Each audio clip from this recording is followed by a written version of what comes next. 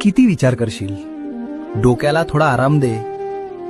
थांब आणि आज फक्त माझं ऐक. तुझं हे सतत विचार करणं मला स्पष्ट दिसतंय. झोपताना हजारो प्रश्न डोक्यात सुरू असतात. उद्या काय होईल, तसं का घडलं.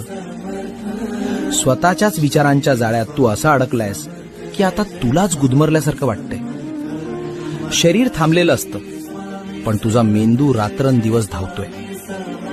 आणि वेड्या, ज्या गोष्टींवर तुझं नियंत्रणच नाही त्यांचा विचार करून काय मिळणार.